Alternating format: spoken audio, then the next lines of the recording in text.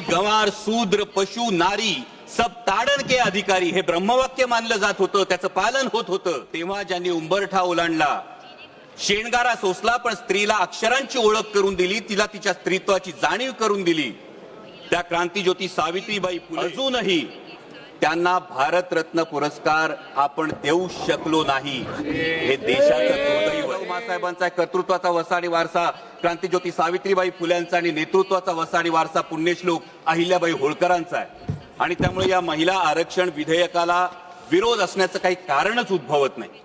इतकंच नाही अध्यक्ष महोदय, तर देशात पहिल्यांदा स्थानिक स्वराज्य संस्थांमध्ये 33% महिला आरक्षण देणारं राज्य हे महाराष्ट्र होतं आणि तेव्हाचे मुख्यमंत्री होते आदरणीय शरदचंद्रजी. देशामध्ये महिलांवर होणाऱ्या अत्याचारांची संख्या दिवसेंदिवस वाढत जाते. लाखो महिला या बेपत्ता होण्याच्या तक्रारी नोंदल्या जातात, त्याच्यावर कुठली ऍक्शन घेतली जात नाही. आत्ताच अध्यक्ष महोदय महाराष्ट्रामध्ये एका भोंदू बाबांचं प्रकरण समोर आलं. माझ डोक्यावर फुले पगडी घालून आलेलो आहे.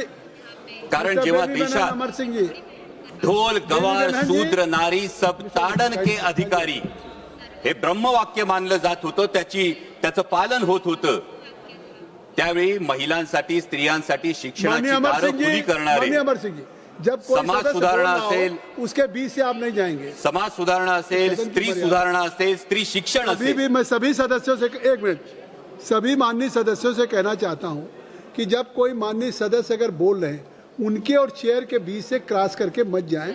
ये माननीय उस सदस्य की और चेयर सभी सदस्य.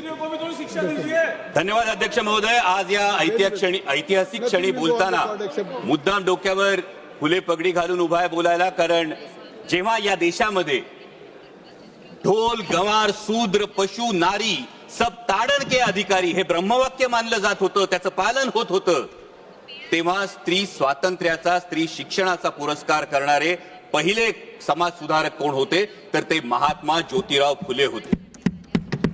जेव्हा पूर्ण चेहरा झाकला जाईल असा घुंगट ओढून चूल आणि मुलीपर्यंतच, चूल आणि मूल यापर्यंतच महिलेला राखून ठेवलं जात होतं, तिला बंधनात ठेवलं जात होतं, माणूस म्हणून सुद्धा जगण्याचा अधिकार नाकारला जात होता.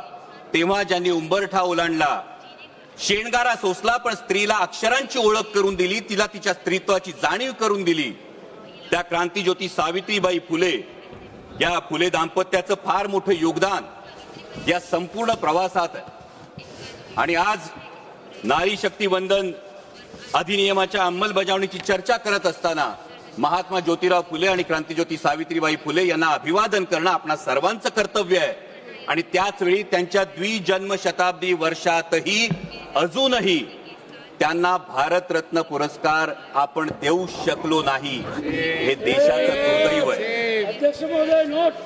अध्यक्ष महोदय, महात्मा ज्योतिराव फुले, तथागत भगवान गौतम बुद्ध आणि संत कबीर यांना गुरुस्थानी मानणाऱ्या डॉक्टर बाबासाहेब आंबेडकरांनी जे इंग्लंड अमेरिकेला जमलं नाही ना, ते करून दाखवलं. संविधानाच्या अंमलबजावणीपासून पहिल्या दिवसापासून हा महिलांना मतदानाचा अधिकार दिला. आणि ही नररत्न ज्या महाराष्ट्रात जन्मली, त्या महाराष्ट्राचा मी मावळा आहे.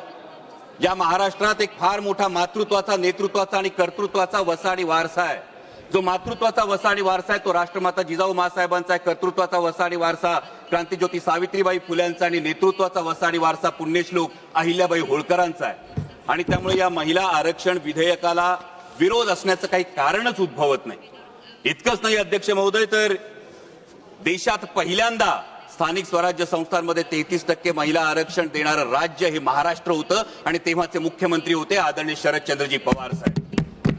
देशाला पहिलं महिला धोरण देणारे, संरक्षण दलात महिलांना नोकरीची संधी देणारे, वडिलोपार्जित संपत्तीमध्ये सुद्धा महिलांना वाटा देणारे आदरणीय शरदचंद्रजी पवार साहेब होते. आणि त्यामुळे या महिला आरक्षण विधेयकाला विरोध करण्याचा मुळीच प्रश्न नाही. आणि जर कोणी म्हणत असेल की, कुणाला वाटत असेल की हे करून आपण उपकार करतो, तर त्यांना एवढंच सांगू इच्छितो की उपकार आपण करत नाही आहोत, तर त्या मातेनं आपल्याला जन्म दिला आणि हे जग बघण्याची संधी दिली, हा तिचा आपल्यावर उपकार आहे. पण अध्यक्ष महोदय, एक अंतर्मुख होऊन मात्र विचार करावा लागतो की एकीकडे आपण नारी शक्ती वंदन विधेयकाच्या अंमलबजावणीची चर्चा करतो आणि त्याच वेळी आपल्याच देशामध्ये बेटी बचाव बेटी पढाव हे अभियान राबवावं लागतं. त्याच वेळी आपल्या देशामध्ये महिलांवर होणाऱ्या अत्याचारांची संख्या दिवसेंदिवस वाढत जाते. लाखो महिला या बेपत्ता होण्याच्या तक्रारी नोंदल्या जातात, त्याच्यावर कुठली ऍक्शन घेतली जात नाही. आत्ताच अध्यक्ष महोदय महाराष्ट्रामध्ये एका भोंदू बाबांचं प्रकरण समोर आलं आणि त्या भोंदू बाबाचं प्रकरण समोर आल्यानंतर त्या लैंगिक अत्याचार प्रकरणातले व्हिडिओज हे समाज माध्यमावर जर व्हायरल झाले तर मग तपास करणारे अधिकारी आणि पर्यायानं गृहमंत्री म्हणून त्यांची या महिलांचं संरक्षण करण्याची जबाबदारी नव्हती का, हा प्रश्न निर्माण होतो. आणि म्हणूनच अध्यक्ष महोदय, अंमलबजावणी करणाऱ्यांच्या मानसिकतेविषयी जरूर प्रश्नचिन्ह उपस्थित होतं. कारण यत्र नार्यास्तु पूज्यते रमन्ते तत्र देवता असं एकीकडे म्हणणाऱ्या आणि त्याच वेळी स्त्रियांना वेदांचं अध्ययन नाकारणाऱ्या आणि पतीची सेवा हे स्त्रीचं कर्तव्य असं मानणाऱ्या मनुस्मृतीचा उदो करणाऱ्यांच्या हातात जर याची अंमलबजावणी असेल तर याच्या अंमलबजावणीच्या हेतू शुद्धतेविषयी खरोखर मनात शंका निर्माण होते. कारण अध्यक्ष महोदय, खरं तर जसं मगाशी माझे सहकारी अरविंदजी सावंत यांनी म्हटलं त्या पद्धतीनं संपूर्ण विरोधी पक्षाचं हेच मत होतं की नारी शक्ती वंदन विधेयक हे 2024 लाच लागू करा, द्या आमच्या बहिणींना हक्काचा अधिकार, द्या आमच्या बहिणींना या पार्लमेंटमध्ये आणि विधानसभेमध्ये प्रतिनिधित्व. आणि हे फार सोपं होतं करणं. आणि हे आवर्जून सांगतो कारण उद्या हे सांगितलं जाईल की विरोध केला, पण विरोध या गोष्टीला नाही, अंमलबजावणीच्या पद्धतीला मात्र नेमका विरोध. कारण अध्यक्ष महोदय, नारी शक्ती वंदन विधेयक जे आपण 2023 मध्ये पारित केलं त्याच वेळी त्यामध्ये फक्त सेन्सस, पॉप्युलेशन सेन्ससचा जर एक मुद्दा बाजूला गेला असता, डिलिमिटेशनचा मुद्दा बाजूला गेला असता तर 2024 मध्येच हे विधेयक लागू करता आलं असतं आणि आता ही चर्चा करण्याची आवश्यकता भासली नसती. उलट 33% महिला भगिनी या संसदेचा भाग असल्या असत्या. परंतु आता मात्र जे विधेयक आणलंय ते महिला विधेयकाच्या आडून एक वेगळा कावा तर खेळला जात नाही ना, हा प्रश्न उपस्थित होतो.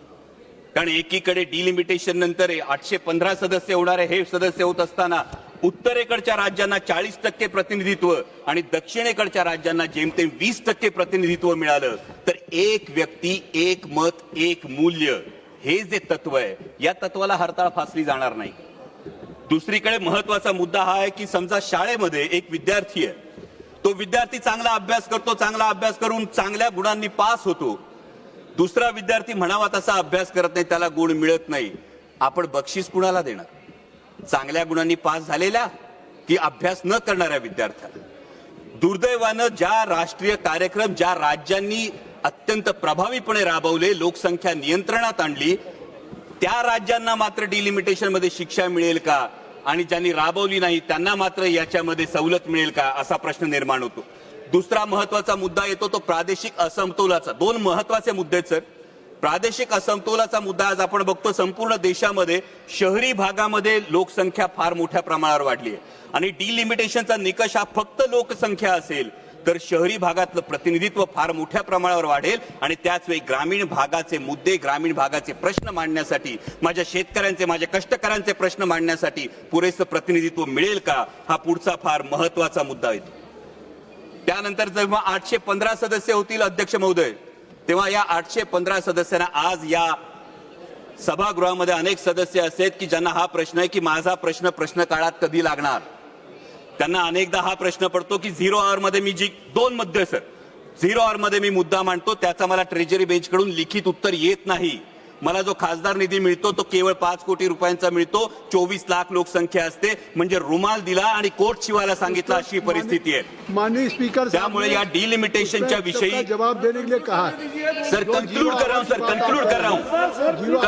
हूं सर. त्यामुळे या डिलिमिटेशन विषयी पारदर्शकता आणि सुस्पष्टता असणं हे अत्यंत आवश्यक आहे, जेणेकरून कुणावरही अन्याय होणार नाही.